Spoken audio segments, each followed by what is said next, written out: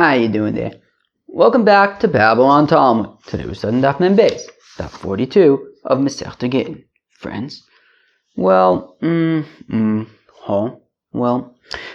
today what do you want me to tell you? We're talking about some very technical stuff. Avodim, half freedom. Yeah, this stuff, it gets really quite technical, quite detailed, friends, this is where we are. What do you want me to tell you? Should we just skip this stuff? No. Alright, so let's do it. We're going to start in Daf Mem Beis Amud Aleph all the way at the top line. Omer Rabba, says Rabba, Machlokas bish shicher. Gotta rub my nose again. What's the deal with nose rubbing? Man. You just gotta rub your nose until you don't need to anymore. I guess that's the deal with nose rubbing. All right. Omer Rabba, this is Rabba Machlo. Yeah, this is. I guess I'm stalling. It's just so technical. Man. Omer Rabba Machlokas b'sheshichr chetzio v'neach chetzio. Aval shichr chetzio u'mocher chetzio u'nosum b'matona chetzio. Kevin di kanofik mine kule divrei hakol kono. Bam, bam, bam. All right, let's do it. Friends, who can tell me what this is talking about? How about this? Why don't we change it? Today, instead of me explaining, maybe one of you wants to explain. Should I start calling people out? All right. So, I'll call upon him. Okay, so what it means is this. Yeah, Chevre, yesterday at the beginning of Mim'alef Amud Beis, we saw machlokas between Rebbe and the Chacham. Rebbe says that you can be Meshachrer half of an Eved, and the Chacham say that you cannot. You can only be Meshachrer a whole Eved, right? It's all or nothing. Now, says the Gemara, let's do that again. So, Amar Rabba machlokas b'sheshichr chetzio v'neach chetzio. Now, this machlokas is a situation where he frees half of the Eved. Okay, so a fellow has an Eved, and he says half of you are free. Half of you still belongs to me, half of you belongs to you. So now, v'niach chetzio, avol, shichr chetzio u'machar chetzio, but if he sold half of the Eved, and now there's only 50% of the Eved left in his ownership, v'niach chetzio,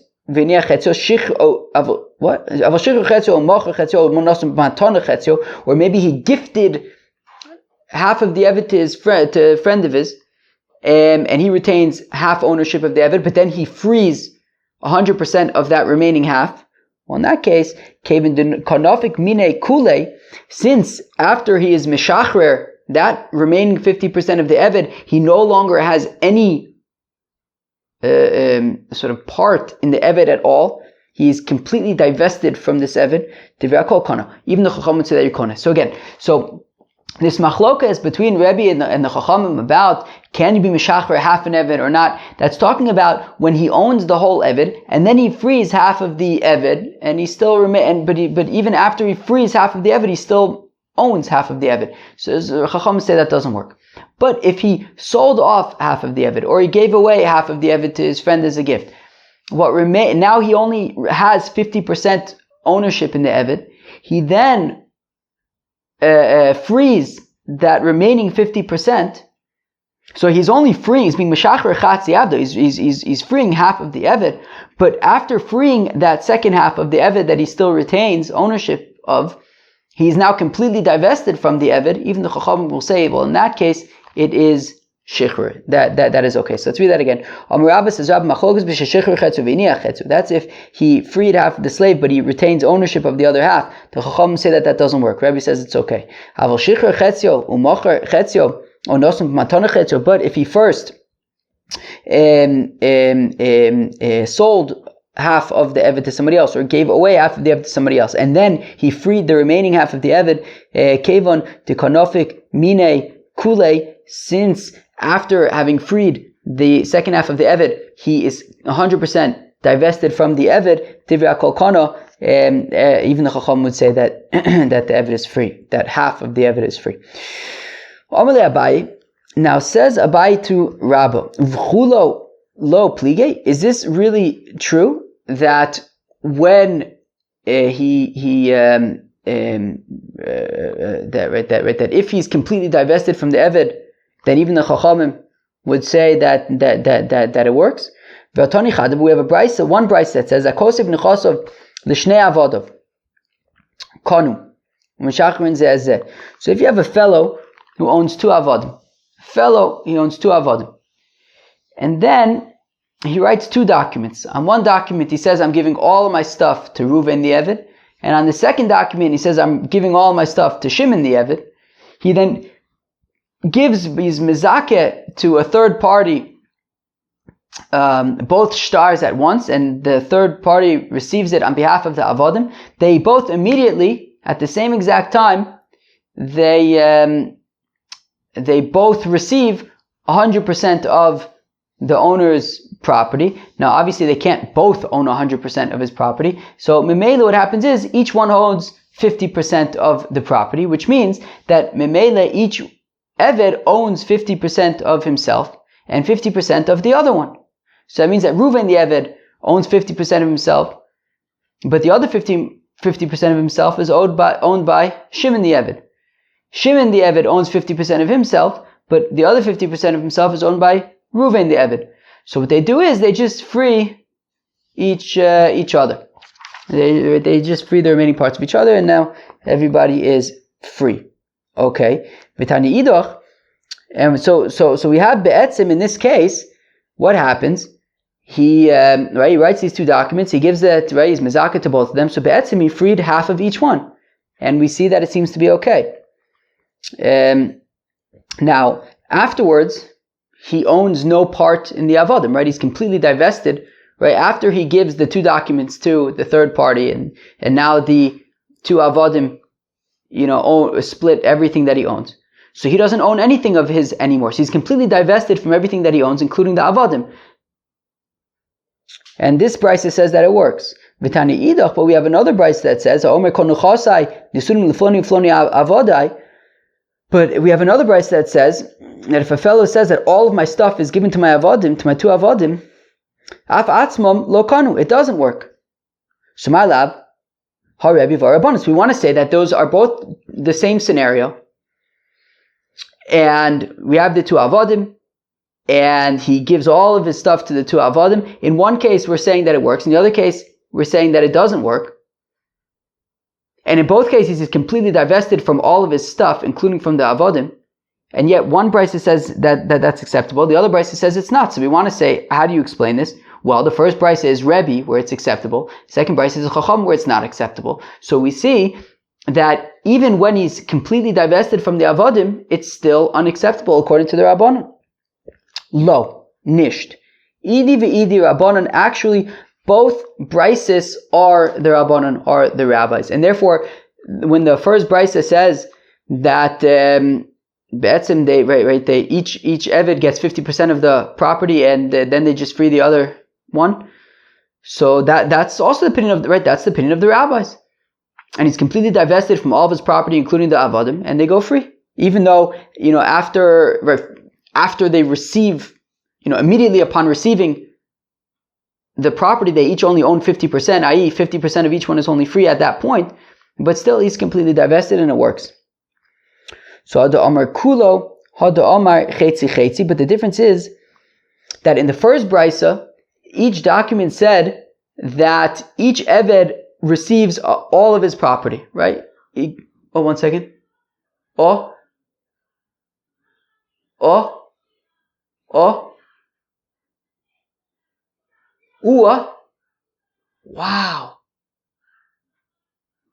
mamash, a shouting match outside between my neighbor and some victim. 1 second.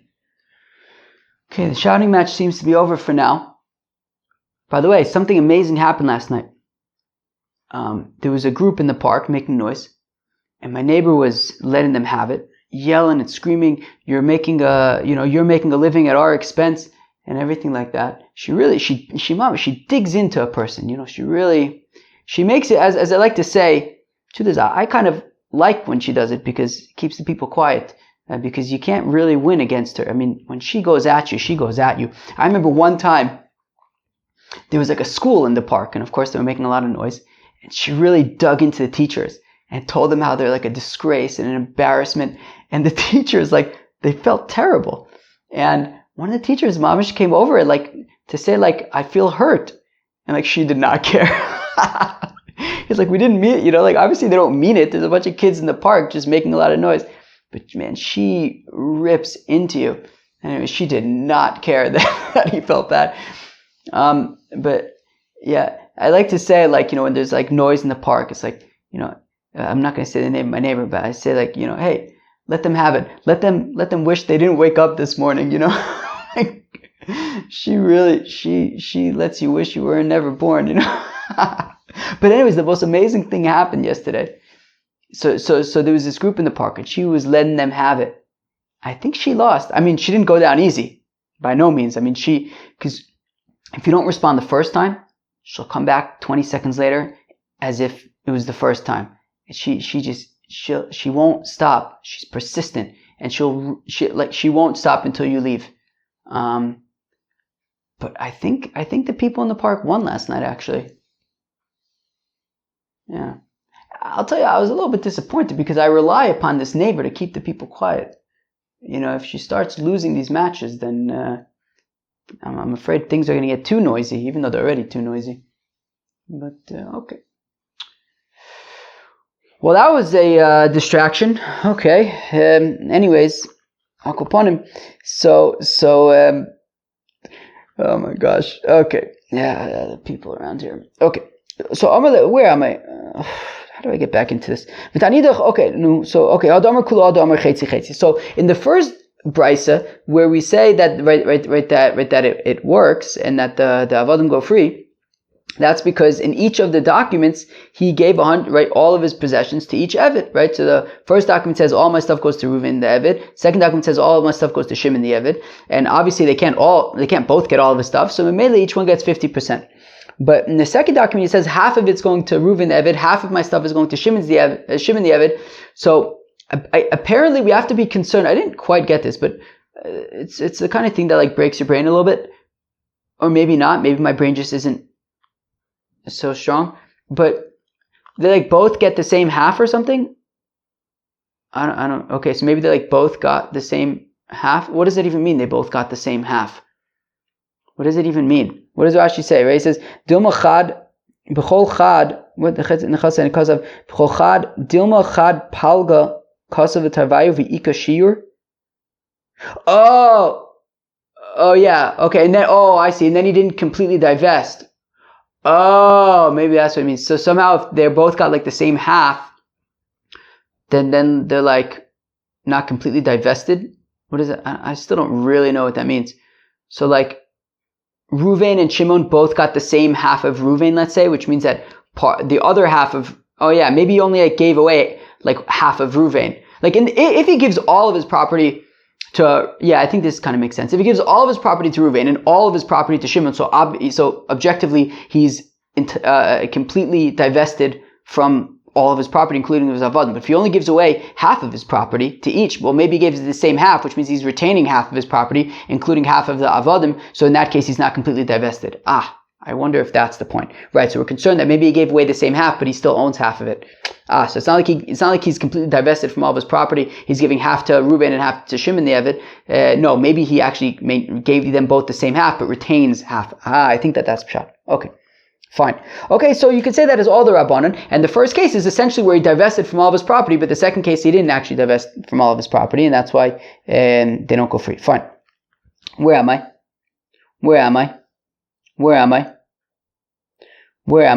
Fine. Chetzi. Fine. Friends, we're like 15 minutes into the daf already, and we've done like 5 lines. That's what I'm nervous about these dafs. There's just like, you gotta just like work through them slowly and methodically, But one second. In the second brisa, which we said is talking about chetzi, if you continue reading that second brisa, it says v'im amar chetzi lo kanu. But if he said that he's only giving 50, right, half of it to each one, well then it doesn't work. Michlal dereisha da amar kulo, which implies that, well, if the seif is talking about chetzi, then the first part of the second brisa is talking about where he gave away all of his property and he's completely divested, and still we're saying that it doesn't work for freeing the avodim. So, but no, nisht parushi kamifarish. No, in the second brisa, you have to understand the second part of the second brisa as explaining the first part of the second brisa, i.e. that it's all talking about chetzi chetzi. Af atzman lo kanu, that in the second brisa, when it says that the avadim do not go free, ketzad, in what context? Kigon, to amar chetzi chetzi. For example, if he said chetzi chetzi. Okay, so the first brisa is talking about where he completely divests 100% and the avadim go free. And the second brisa is talking about where he says chetzi chetzi, and they don't go free. Hochinam mistaven, and taka makes sense.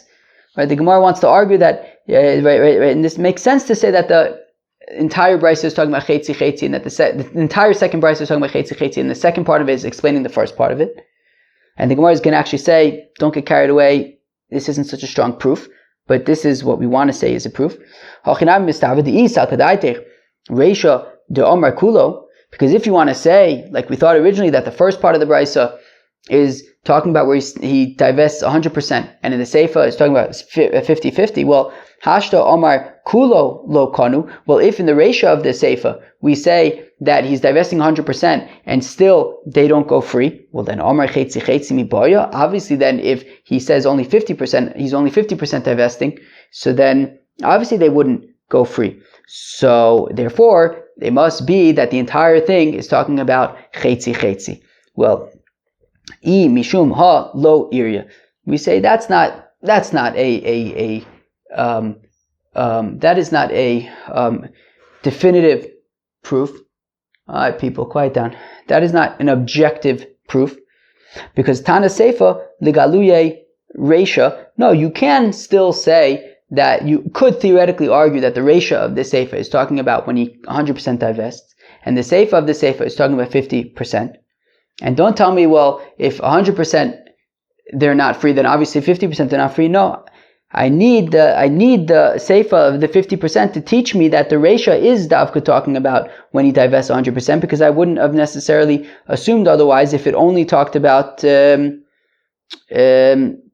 well, what's that? Shelo Tomar, that you shouldn't say Reisha the Omar Chetzi Chetzi, right? Meaning, if you would just have the ratio, well, then I might think that it's talking about Chetzi Chetzi Aval Omar Kulo Kanu. But if he completely divested, so then they would be free. So Tana Seifa the Omar Chetzi Chetzi. Therefore, we need the Seifa to say Chetzi Chetzi Mechlal to Reisha the Omar Kulo, and you can theoretically argue that the ratio of the Seifa is talking about when he completely divests Vafilu Hachi Lo Kanu, but even so, they still do not go free. So what happened? No, so we said that the what do we say? We want to say, okay, but we have two brises. Okay, in the first brisa we say that if he completely that if he gives his property to his two avadim, they go free. The second brisa says if he gives it to property, what? If he gives, this stuff is very technical. The first brisa is talking about when he gives all of his property to his two avadim, so they go free. Or they can each get 50% and they free each other, fine, but they go free. But the second brisa says, seemingly in the same scenario, that if he divests from all of his property, giving it to his two avadim, they don't go free. We want to say that both of them is the opinion of the rabbis, and the first brisa is talking about where he completely divests from all of his property, but the second brisa is actually talking about where he only gives 50% of it. We asked Akasha, but the Seifa of that brisa talks about 50%, implying that the ratio is talking about where he completely divests. No, the Seifa is explaining the ratio. Then we tried to bring a proof, because it must be explaining the ratio, because if the ratio is talking about completely divesting and the Seifa is talking about 50%, then I wouldn't need the Seifa if I already have the ratio. We said that's not a good, that happens to not be a good proof. But we are still saying that that both brises are the rabbis. The first brisa is talking about when he completely divests. The second brisa is talking about when he only, when he gives each Eved 50%, and we're concerned that he gave the same 50% to each Eved, which means he retains 50%, which means he didn't completely divest. Okay, fine. Now, V'Baisema, alternatively, I can explain the two brises in another way. Lo kasha, kan bishtar echod, kan b'shnei shtaris.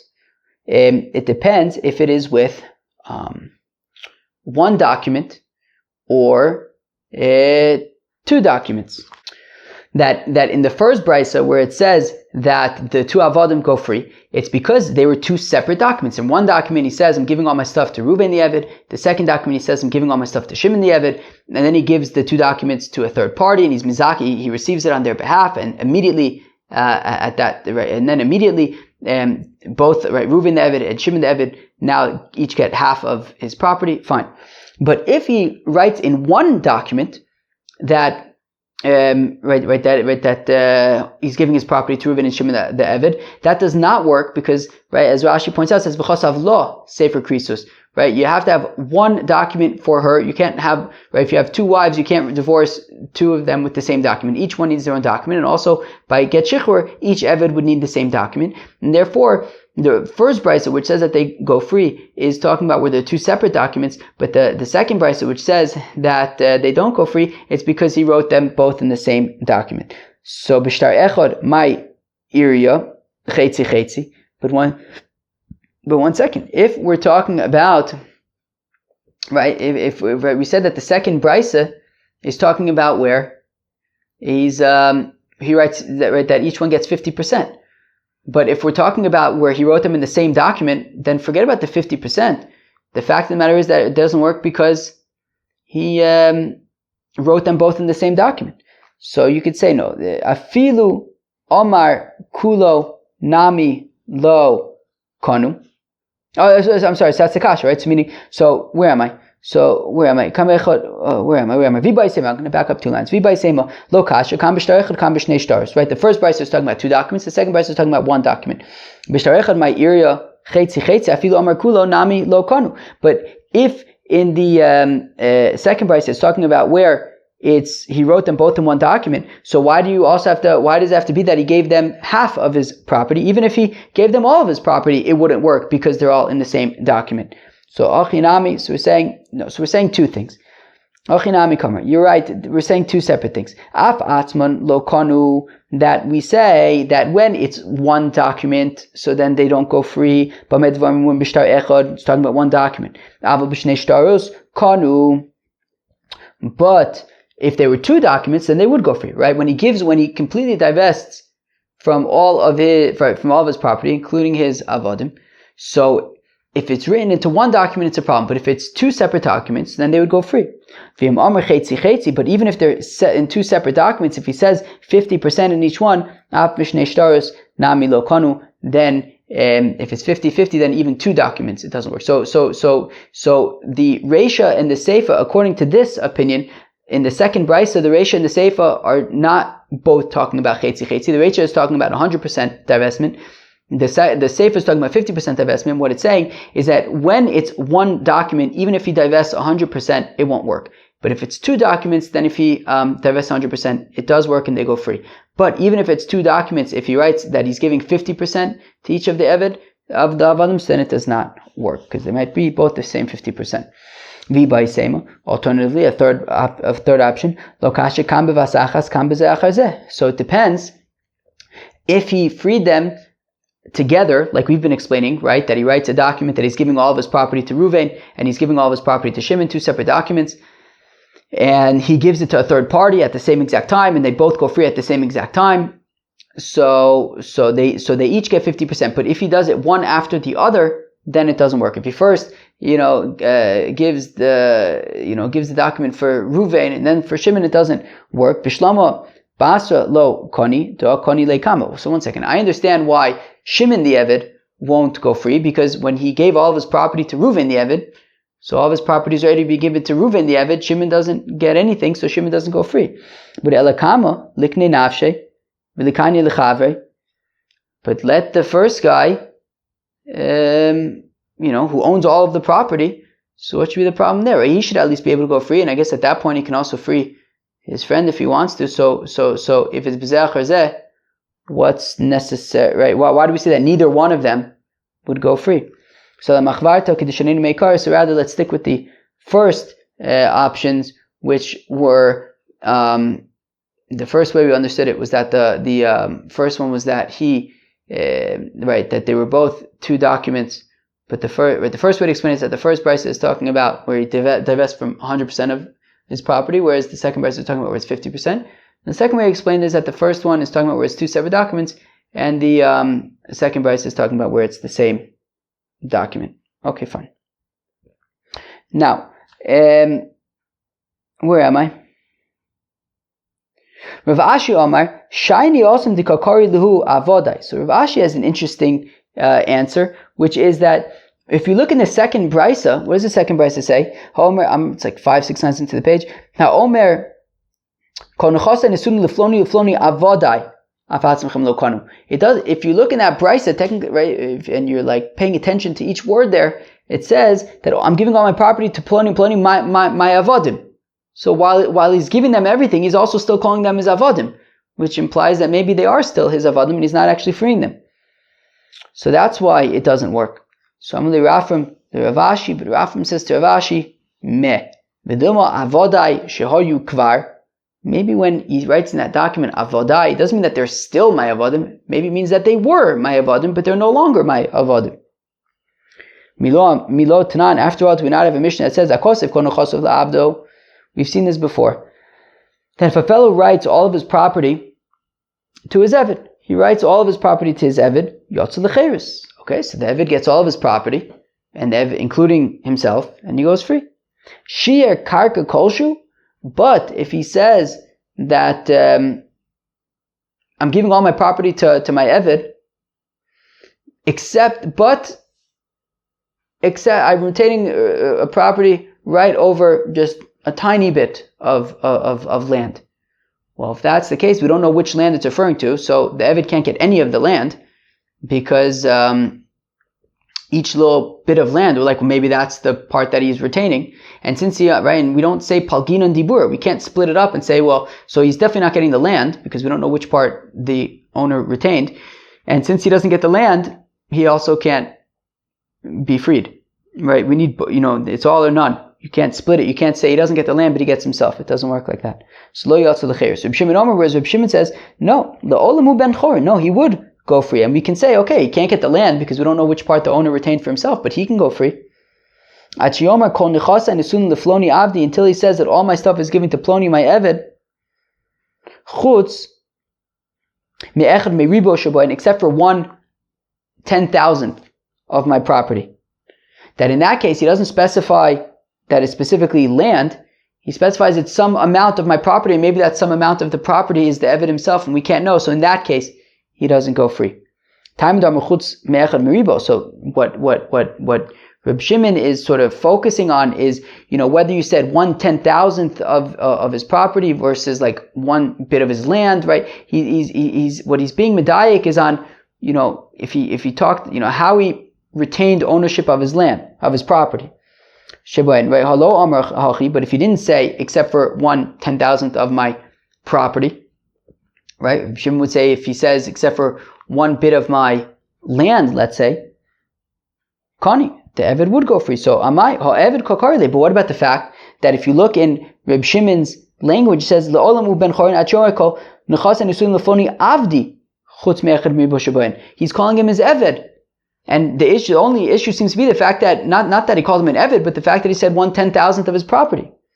So la'avoda shoyekfar. It must be that when he says I'm giving it to Ploni, my avdi, my Eved, doesn't mean that he's still my Eved. It means Ploni, who was my Eved, but he's no longer my Eved. He's now free. So here, Oichit, when it says, in that document, again, what did it say?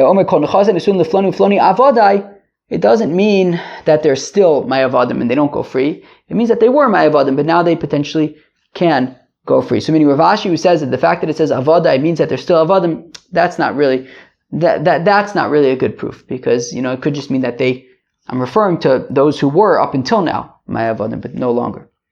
Okay, fine. With that, we kind of conclude that piece of today, that chunk of today's daf, which is talking about kind of freeing half of an Eved and how that works, and Rebbe and the Chachamim.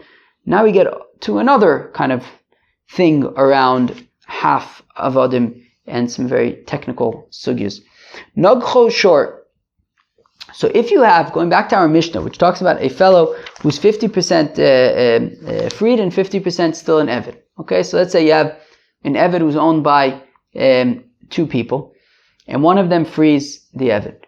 So now he's 50% free, but he's 50% still an Eved. So initially, Beis Hillel had suggested that, well, okay, so Sundays he works for himself, Mondays he works for his master, Tuesday he works for himself, Wednesday he alternates days. So if the Eved gets gored by an ox, well, Yom Shel Rabo, so if it's the day that he's working for his 50% master, so where am I? Nog Choshor Yom Shel Rabo l'Rabo. So then the damages are paid to his master. Yom Shel Atzmo. But if he was working for himself that day, well then the damages from the ox goes to him, goes to himself. Fine. So we alternate based on what the day, it depends on whose day it was. Elamiata, Yom Shel Rabo, Yisa Shivcha, Yom Shel Atzmo, Yisa Bas Chorin.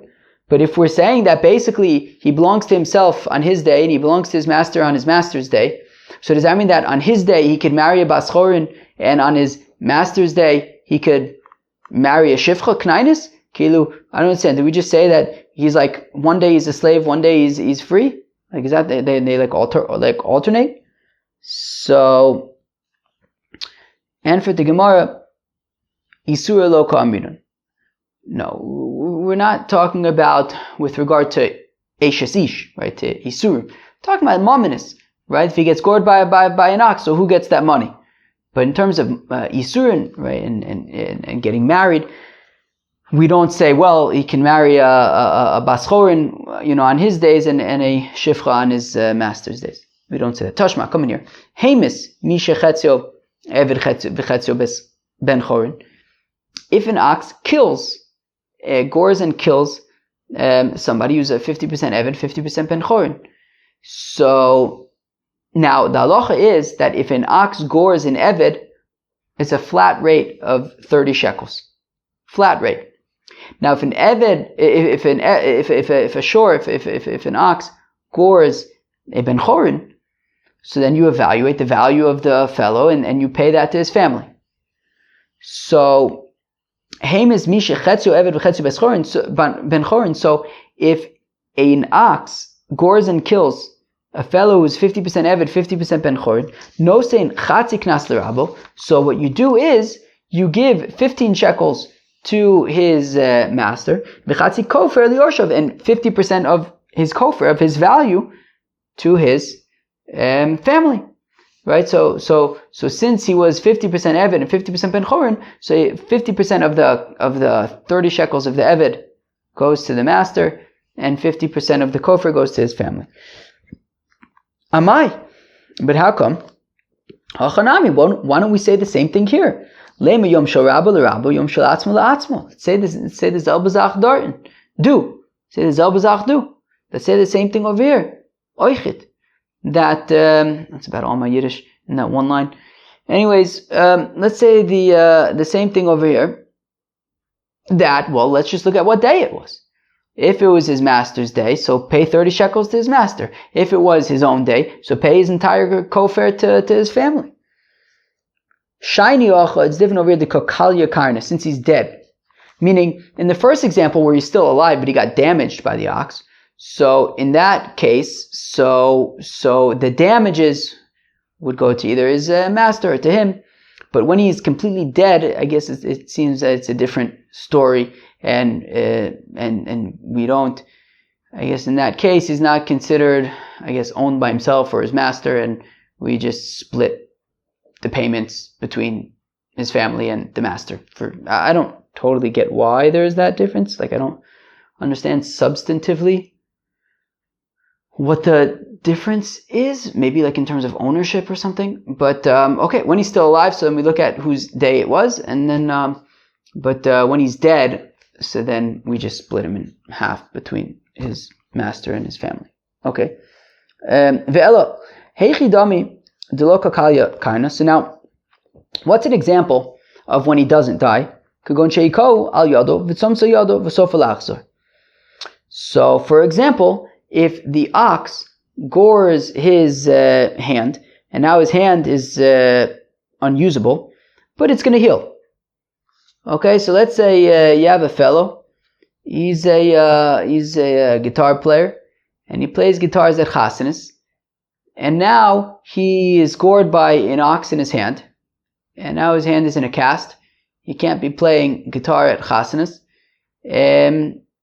But his hand is going to heal, and soon enough he'll be back to playing guitar at chasanas. So now, what did we say? So we said that the damages. What did we say? Okay, so the damages, if it's his. So if the day that he got gored, he was working for his master, so then these damages go to his master. If the day he got gored, he was working for himself, so the damages go to himself. So now, Hanichala Abaye. So this makes sense according to Abaye. The Omar no saying lo sheves gedola v'sheves ketano shapir elo. The Rav Omar no saying lo elo shivto shebechol yom vayom haishorhu v'shor eino mishalim elo nezek. Okay, this is machlokas between Abaye and Rav. So again, if you go back to the example of a guy who's a guitar player, he's a guitarist, he plays at chasanas. So now, an ox came and gored his hand, and he can't play at chasanas for the next 2 months. So now, the way that Abaye understands the damages, so actually, let's not talk about an ox for a second, because there's a difference between if it's an ox or a human, which is exactly kind of what we're getting at over here. So let's say it's a human. Okay? Let's say, somebody was being silly, his hand got damaged. So somebody damaged his hand, and now he can't play chasanas for 2 months. So the way that Abaye views it, he says that our friend over here, the guitarist, is eligible to 2 payments. One is for nezek, which Abaye calls sheves gedola. Yeah, sheves gedola. And the other one is sheves, which he calls sheves ketana. What's the difference? Well, sheves is, what sheves is, sheves ketana, which is generally referred to as sheves, is that, well, since he's out of work, he can't be playing guitar at chasanas. So what we do is, what can he do? He can't be playing at chasanas, but he could be making minimum wage somewhere. He could theoretically be making minimum wage, as we say, right, shomer kishuim, watching gourds. He doesn't need his hands to watch gourds, he just needs to watch them. So he can get minimum wage somewhere. So he receives that. He receives minimum wage for the next 2 months while his hand is healing. But what about the fact that he was playing, that when he was playing guitar at chasanas, he wasn't making minimum wage, he was making more. So Abaye says, what we do is that we evaluate how much, if you had to, let's say, how much the value of of a person with the skills, how much a guitarist at chasanas, what's his value versus a fellow making minimum wage watching gourds, and then we pay that difference, right? So meaning he's going to be getting the minimum wage the whole time, but that difference between the value of a guitar player at chasanas versus the value of a gourd watcher, that difference in value needs to be paid to our friend the guitarist as well. So he gets 2 separate payments. He gets his minimum wage payment throughout, which is sheves, and then the nezek, the damage, is evaluated as how much has his value taken a hit during this period, that as a guitar player, he has a sort of going rate, a going value of X, but as a gourd watcher, his sort of marketable value is lowered to Y, and he receives that difference. What's important though, according to Abaye, in Abaye's opinion, is that he receives 2 separate categories of payments. One is nezek, one is sheves, or what he calls sheves gedola and sheves ketana. Because since technically the nezek is intimately related, connected to the sheves, meaning because the nezek payment is based on the fact that he's not able to work, right? The damages are evaluated based on his guitar player value versus his gourd watcher value. So it's called sheves gedol and sheves ketana. Whereas Rava says it differently. Rava says that the sheves payment, right, the payment for him not being able to work, he doesn't just get minimum wage the whole time. He gets 1 payment, and that's sheves. He doesn't get nezek. He gets only sheves. But we pay him what he would normally make at playing guitar at a chasna, right? So meaning we don't pay him minimum wage, we just pay him his normal wage throughout the 2 months. Throughout those 2 months while he's healing, he's still going to make the same exact salary, because since he can't be working right now, we pay him what he would have made at work anyways, but that's Sheves. Now, the important difference is that, taking it back now to an ox, we were just now talking about if a human damages him, he gets those payments. But if if he gets gored by an ox, he wouldn't receive nezek. He wouldn't receive sheves. He would only receive nezek. Now, which means according to Rava, he wouldn't receive anything, because Rava says that all he receives is his, wages that he's missing out on, sheves. But if he is gored by an ox, he doesn't receive sheves. He only receives nezek. And according to Rava, there is no nezek. According to Abaye, however, he receives 2 payments. He receives minimum wage for sheves, but also his nezek would be calculated as the difference between what he makes as a guitarist versus minimum wage. And that would be nezek. So according to Abaye, he would still be able to receive nezek. So now we had said at the beginning of this, section that we started learning, that if a fellow gets gored by an ox, so if it's his day, if he's working for himself that day, so then he gets the money. If he's working for his master gets the money. That makes sense according to Abaye, who says that there's money to be made because he got gored by an ox, and there's this nezek. So again, so Hanichal Abaye, this makes sense according to Abaye. Domer nosein lo sheves gedola v'sheves ketana, who says that he would receive nezek as well as sheves. Shapir. Okay, so I understand what it means, that either he would get the money or his master would get the money. El Rava domer eino nosein lo ela shivto sheb'chol yom v'yom. But according to Rava, who says that you just pay him, however, you just pay him what he would have made at his job. Well then, hi Shor, but he got gored by an ox. V'shor enu mishalim ela nezek. But Shor only pays nezek, and there is no nezek here. There's only sheves. So Iba Yiseba Ksheko Adam. So either Rava will say it's talking about where he was hit by a fellow, not by an ox, even though it says fellow, it says ox, but okay. Iba Yiseba, alternatively, Meimrahi u'Meimra l'Ravalo Svirle. Alternatively, that this wasn't like a brisa or anything. It was just a statement by Amoraim, I guess, and Rava he doesn't agree with that statement. Okay.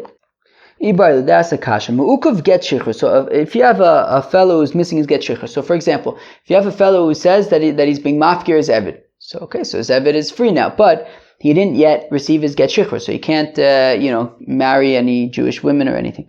So mu'ukav get shichur, a fellow who hasn't yet received it, right? A fellow who is freed, an eved who is freed but hasn't yet received his get shichur. Yesh lo knas or ein lo knas. What happens if he gets gored by an ox and he's gestorben? He's dead. So is there a 30 shekels that goes to his master or not? Do we say, look, it says that 30 shekels goes to his master, but he was mafkir David, he's not his master anymore. Maybe, well, since he hasn't received his get shichur yet, maybe he is called his master. Well, we had said that if you have a fellow who is 50% free and 50% eved, so no sein chatzi knas l'rabba v'chatzi kofer liyorsha. So we say that half of the knas goes to his master if he gets killed by an ox, and half of his kofer goes to his family. My love, Kamishna Achrona. And we want to say that it's talking about, like we said in the Mishnah, that ultimately Beis Hillel agreed with Beis Shammai that we force the remaining owner to free his half as well. But let's say that he hasn't yet given a get shichur, and we're saying that he receives, half of the 30 shekels, and he still receives his portion. Lo Commissioner Rishona, we say no. We could say it's talking about where like Beis Hillel originally said, which is that one day he works for himself, the other day he works for his master, and he hasn't freed him at all, and maybe that is why he receives his portion of the 30 shekels. Tashma Kominir. If you have a master who knocks out the tooth of his eved or blinds his eye. Now, of course, the halacha is that if a master knocks out the tooth of an eved or blinds his eye, he goes free. The eved goes free. So when he knocked out his tooth, he already went free. Now he hasn't received a get shichur yet, but he already goes free. And then it says v'simi aseno, and then once he was already free but had not yet received the get shichur, he then blinded his eye. Yotze b'shino v'nosein tme'eno. So so by knocking out his tooth, the Eved goes free. And when the Eved when he blinded the eye, so he now has to pay the Eved for his eye. Now, v'yomat yesh lo knas, and if you say that an Eved who's freed but has not yet received his get shichur, the money goes to the master. Well, then v'knas, right? V'yomat yesh lo knas v'knas l'rabo, that the fine goes to the master. Hashta chavle be'achrine. If somebody else or an ox gores the fellow, the knas would go to his master. What, when the master himself damages him, the payment would go to the Eved? That doesn't make any sense, right? Meaning, if we're saying that in a situation where an Eved is freed but has not yet received the get shichur, so if he gets gored, so then the money goes to the master. Well, when he gets gored by an ox, the money goes to master. Well, then if the master himself is the one who damages the fellow, master shouldn't have to pay anybody, pay himself. So rather, it must be implying that once the Eved is freed, even if he hasn't yet received the get shichur, the master no longer gets any payments. And therefore, if the master knocked out his tooth and then blinded his eye, the master has to pay the Eved.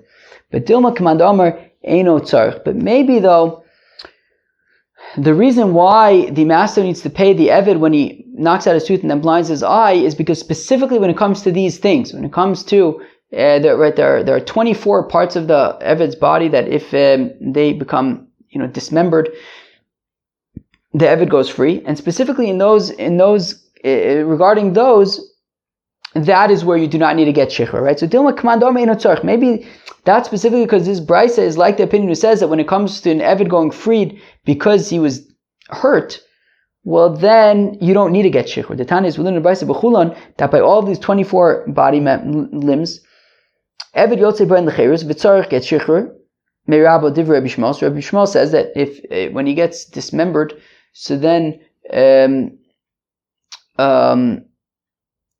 he still needs to get shichur, according to Rabbi Shmuel. Rabbi Meir Omer Eino Tzarech. Rabbi Meir says you don't need to get shichur in this case. Rabbi Eliezer Omer Tzarech, Rabbi Tarfon Omer Eino Tzarech.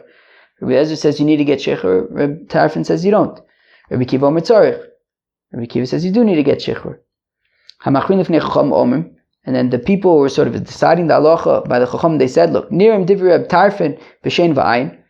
Rabbi Tarfon's opinion makes sense that you don't need to get shichur by shein v'ayin hol v'atorah zoch solo, because those are explicit in the Torah. And like Rabbi Kiva who says that you do need a get shichur, that would be by the others of the limbs, like the fingers and toes and things. So since those are a knas derabon. Where am I? Knas? What do you mean it's a knas? Hakroi kodashin, and it's learned out from sukkim. Meaning it's not explicitly written, right? Only tooth and eye are explicitly in the Torah, but the rest are learned out from there. So since it's a medrash chachamim, so you would still need to get shichur. But by shein v'ayin, you wouldn't need a get shichur. Okay, so therefore, so in the case when he knocks out the tooth and then blinds the eye of the Eved, so the money goes to the Eved because you don't need to get shichur in that case. But what about in the case where he's mafkir his Eved? So that's not so we don't. So it sounds like it's not necessarily clear. So maybe in that case the master still would get payment. They ask a kasha. Mu'ukav get shichur. If a fellow is freed but has not yet received the get shichur, ochel b'truma eno ochel, can he eat truma? Right. So if you have an Eved of a Kohen can eat truma. But if the Kohen frees him but has not yet given him a get shichur, can the Eved continue eating truma? Kinyan kaspa merachmana v'aylav kinyan kaspa. Do we say, look, the pasuk says kinyan kaspa, and he's no longer kinyan kaspa. He was freed. Alduma came the mechusar get shichur kinyan kaspa krina beir. Maybe, but since he hasn't received his get shichur, maybe he is still considered kinyan kaspa. Tashma coming to Amar of Misharsha. It says of Misharsha, Kohenes shenis arev v'lada b'vlad shivchosa arei elu ochlen b'truma v'cholken chilek echad alagorin. So we say that if you have a fellow who's a Kohen, and he's married to his wife, who's a Kohenes, and he also has a Shifcha Kanainis. And the child that he had with his wife and the child that he had with the Shifcha Kanainis get mixed up. So now you have a situation where you don't know which baby is a Kohen and which baby is a Eved. So now Ochlim B'Truma, so they can both eat Truma, right? Because an Eved can eat Truma and a Kohen can eat Truma. They have to go to the granary together to collect Truma, because we don't know which one is the Eved, which one is the Kohen.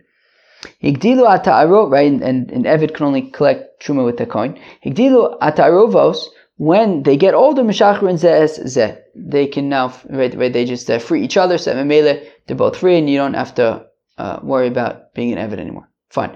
Now, in this case, we see that the only thing missing was just being freed, and we say that he could still eat Truma, but again, but we'd say, look, that's not really a good proof, because look, in that case, right, one of them, right, if Eliyahu and Avi would come and say, look, this one is the Eved, so then he's entirely an Eved. Whereas but over here he was freed, so he's not an Eved, he just needs to get Shichur. So those are totally different cases. In the first case of the kids that get mixed up, one of them is definitely an Eved, the other one is a Kohen. But over here, the Eved was freed. Friends, that was Daf Mem Beis of Masechta Gittin. I hope you enjoyed. Peace out.